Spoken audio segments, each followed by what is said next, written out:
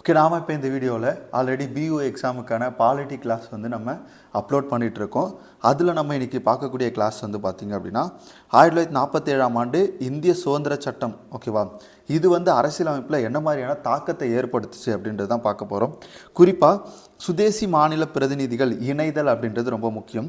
உங்களுக்கு தெரியும், சுதேசி மாநில பிரதிநிதிகள் அப்படின்றது சுதேசி அரசுகள், அதாவது ராஜாக்கள் இருந்திருப்பாங்க இல்லையா, அவங்களுக்கு கீழே இருந்த பகுதிகளில் என்ன பண்ணுறாங்க அப்படின்னா பிரதிநிதிகள் வந்து அரசியல் நிர்ணய சபையில் இணையிறாங்க. அப்படி இணையும் போது வந்து பார்த்திங்க அப்படின்னா குறிப்பாக அதில் முதல்ல வந்து அவங்க ஆர்வம் காட்ட மாட்டாங்க. அடுத்து படிப்படியாக என்ன பண்ணியிருப்பாங்க அப்படின்னா நம்முடைய அரசியல் சபையில் இணைஞ்சிருப்பாங்க. அன்றைக்கி பார்த்தோம் அப்படின்னா ஏப்ரல் 28, 1947 அன்று 6 மாநிலங்களின் பிரதிநிதிகள் சபையில் ஒரு பகுதியாக வந்து பார்த்திங்கன்னா இருந்திருப்பாங்க. ஓகேவா, குறிப்பாக இந்த சுதேசி அரசுகளில் நம்ம 565 சுதேசி அரசுகளில் பார்ப்போம். இந்த 565 சுதேசி அரசுகளில் குறிப்பாக 1947 ஏப்ரல் 28 6 மாநில பிரதிநிதிகள் சபையில் வந்து என்ன பண்ணியிருக்காங்க அப்படின்னா ஒரு பகுதியாக இணைந்திருக்காங்க. அடுத்து பாருங்கள், மவுண்ட் பேட்டன் திட்டம் இருக்கு இல்லையா, இதோடைய தாக்கம் ரொம்ப முக்கியம். நாட்டினுடைய பிரிவினைக்காக முதல்ல 1947 ஜூன் 3 ஒரு திட்டம் அறிவிக்கப்பட்டது. அது என்ன திட்டம் அப்படின்னு பார்த்தீங்கன்னா மவுண்ட் பேட்டன் திட்டம். ஓகேவா, இந்த திட்டம் ஏற்றுக்கொள்ளப்பட்ட பிறகுதான் பெரும்பாலான சுதேசி அரசு பிரதிநிதிகள் வந்து சட்டமன்றத்தில் என்ன பண்ணாங்க அப்படின்னா இணைஞ்சாங்க. ஓகேவா, ஏன்னா ரொம்ப முக்கியமான ஒரு திட்டம் மவுண்ட் பேட்டன் திட்டம். அப்போதைய இந்தியாவினுடைய வைஸ்ராயாக இருந்தவர் தான் வந்து பார்த்திங்கன்னா மவுண்ட் பேட்டன் பிரபு. இப்போ அவருடைய காலகட்டத்தில் குறிப்பாக 1947 ஜூன் 3 இந்த அறிவிப்பு அப்படின்றது வெளியிடப்பட்டது. இதில் நமக்கு வந்து சுதந்திரம் கொடுப்பதற்கான முன்னறிவிப்பு அப்படின்றது கொடுக்கப்பட்டது. நாட்டை எப்படி நம்ம பிரிக்க போகிறோம் அப்படின்றதையும் இதில் என்ன பண்ணியிருப்பாங்கன்னா சொல்லியிருப்பாங்க. அப்போ இந்தியா டொமானியனை சேர்ந்த முஸ்லீம் லீக் உறுப்பினர்களும் சட்டமன்றத்தில், அதாவது நிர்ணய சபையில் என்ன பண்ணியிருப்பாங்க அப்படின்னா உள்ளே வந்திருப்பாங்க. அதுவும் ரொம்ப முக்கியமானது. அடுத்து பாருங்கள், 1947ஆம் ஆண்டு, இங்கே பாருங்கள், இது மெயின்ஸும் நம்ம வந்து ரொம்ப யூஸ்ஃபுல்லாக இருக்கும். 1947ஆம் ஆண்டு இந்திய சுதந்திர சட்டத்தின் காரணமாக ஏற்பட்ட மாற்றங்கள் என்ன அப்படின்னு சொல்லிட்டு கேட்பாங்க.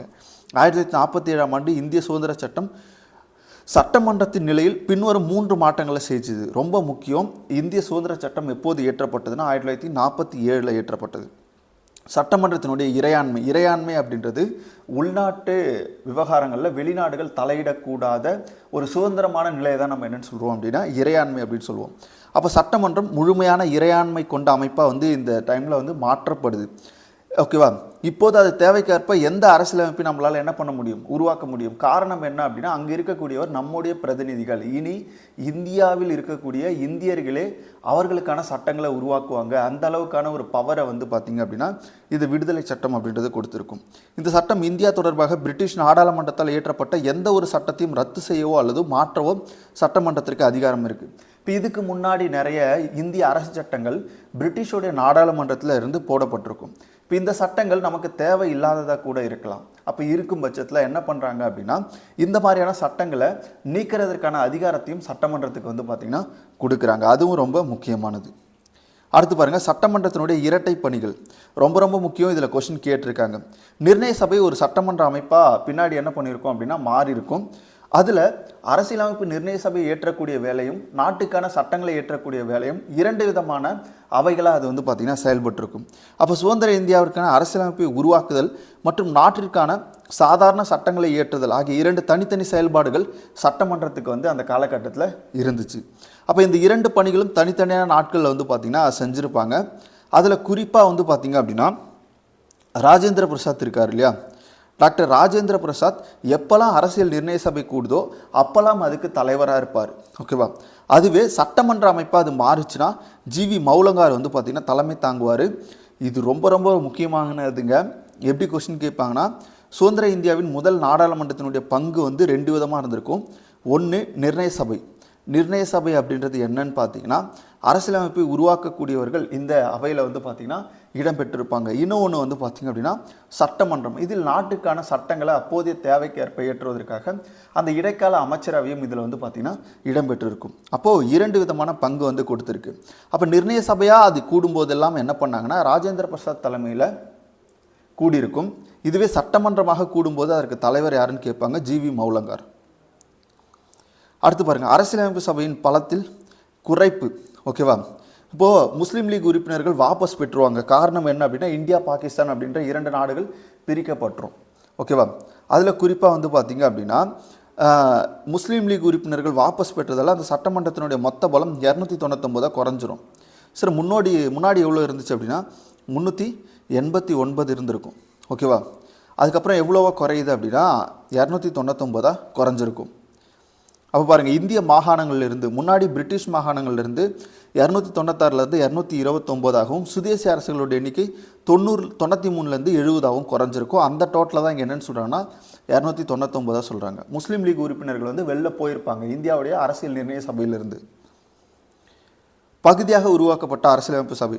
இப்போ அரசியலமைப்பு சபையினுடைய இந்த கூட்டங்கள் எப்பப்போ நடைபெற்றுச்சு அப்படின்றத கேட்பாங்க. அரசியலமைப்பு சபையினுடைய முதல் கூட்டம் டெல்லியில் எங்கே நடைபெற்றது அப்படின்னா அரசியலமைப்பு கூட்ட அரங்கில் நடைபெற்றது. என்னைக்கு டேட் அப்படின்னு பார்த்தீங்கன்னா திங்கட்கிழமை காலை 11 மணிக்கு வந்து பார்த்திங்கன்னா அரசியலமைப்பு சபையினுடைய முதல் கூட்டம் நடைபெற்றது. அப்போ அரசியலமைப்பு சபையினுடைய முதல் கூட்டம் டிசம்பர் 9 1946 அன்று நடைபெற்றது. இதில் வந்து பார்த்திங்கன்னா முஸ்லீம் லீக் இந்த கூட்டத்தை புறக்கணிச்சிருப்பாங்க. ஏன்னா அவங்க பாகிஸ்தான் அப்படின்ற தனிநாடு கோரிக்கையை வலியுறுத்தி போராட்டங்களில் ஈடுபட்டிருப்பாங்க. அப்போது முதல் கூட்டத்தில் எத்தனை பேர் கலந்துக்கிட்டாங்க அப்படின்னா 211 பேர் கலந்துக்கிட்டாங்க. அப்போது இந்திய அரசியல் நிர்ணய சபையினுடைய முதல் கூட்டம் டிசம்பர் 9 1946 நடைபெற்றுச்சு. அப்போ அதில் எவ்வளோ பேர் கலந்துக்கிட்டாங்க அப்படின்றத கேட்பாங்க. 211 பேர் முதல் கூட்டத்தில் கலந்துக்கிட்டாங்க. ஆனால் டோட்டல் உறுப்பினர் 299.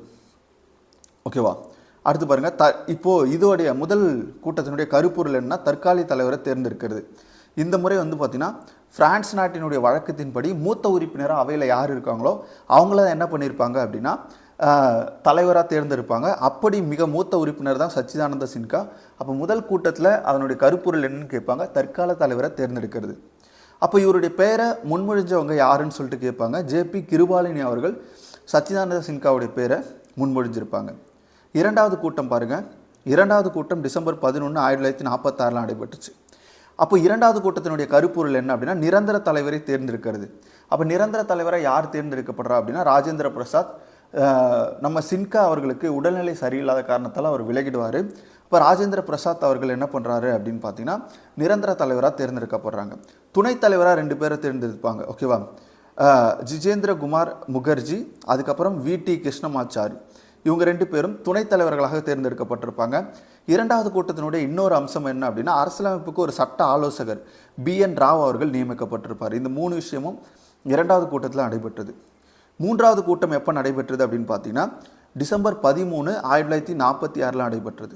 ஜவஹர்லால் நேரு சட்டமன்றத்தில் புகழ்பெற்ற குறிக்கோள் தீர்மானத்தை இந்த கூட்டத்தில் வந்து என்ன பண்ணியிருப்பார், அறிமுகப்படுத்தியிருப்பார். அப்போ இதை என்னன்னு சொல்லுவாங்கன்னா இந்திய அரசியலமைப்பின் தத்துவம் அப்படின்னு சொல்லுவாங்க. முகவுரையை இந்திய அரசியலமைப்பினுடைய தத்துவம் அப்படின்னு சொல்லுவாங்க. அந்த தத்துவம் எங்கிருந்து கொண்டு வரப்பட்டதுன்னா ஜவஹர்லால் நேருனுடைய குறிக்கோள் தீர்மானத்திலேருந்து கொண்டு வரப்பட்டிருக்கும். அப்போ ஜனவரி 22 1947 அவருடைய அந்த தீர்மானம் ஒருமனதாக முகவரையாக என்ன பண்ணியிருப்பாங்க, ஏற்றுக்கொள்ளப்பட்டிருக்கும். இப்போ இதுதான் மூன்றாவது கூட்டத்தில் நடந்த முக்கியமான விஷயம். அடுத்து பாருங்கள், அரசியல் நிர்ணய சபையினுடைய மொத்த அமர்வுகள் எத்தனை அப்படின்னு சொல்லிட்டு கேட்பாங்க. 11 அல்லது 12ங்க. ஏன்னா ஸ்கூல் புக்கில் 12 கொடுத்துருக்காங்க. அப்போ பாருங்கள், முதல் அமர்வு எப்போ நடைபெற்றது, இரண்டாவது அமர்வு எப்போ நடைபெற்றது, மூன்றாவது அமர்வு எப்போ நடைபெற்றது அப்படின்னு கேட்பாங்க. இதை நான் டிஸ்பிளே பண்ணுறேன், பார்த்துக்கோங்க. இதில் பெருசாக இருக்காது. ஓகேவா? அடுத்து பாருங்கள், 12வது கூட்டம் ஜனவரி 24 1950. இது வந்து 12வது அமர்வு வந்து நடைபெற்றுச்சு. எப்போ அப்படின்னா ஜனவரி 24 1950 வந்து நடைபெற்றிருக்கும். உறுப்பினர்கள் அரசியலமைப்பில் கையெழுத்திட்டு இறுதி கூட்டம், அதாவது அமர்வு இல்லை, இது இறுதி கூட்டம்.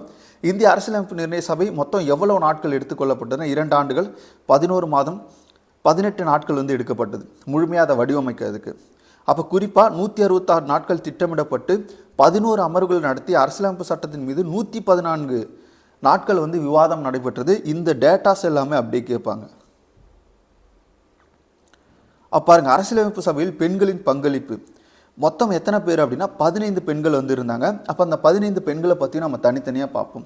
அம்மு சுவாமிநாதன், ஓகே, இவங்க யார் அப்படின்னா 1945ஆம் ஆண்டு சென்னையில் இருந்த காங்கிரஸ் சார்பாக மத்திய சட்டமன்றத்தில் தேர்தலில் போட்டியிட்டு பின்னர் அரசியலமைப்பு சபை உறுப்பினரானாங்க. இப்போ இந்த அம்மு சுவாமிநாதன் எந்த பகுதியை சேர்ந்தவர்னு கேட்பாங்க, சென்னை. ரெண்டாவது அன்னி மஸ்கரனே, இவங்க வந்து திருவனந்தபுரத்தை சார்ந்தவர்.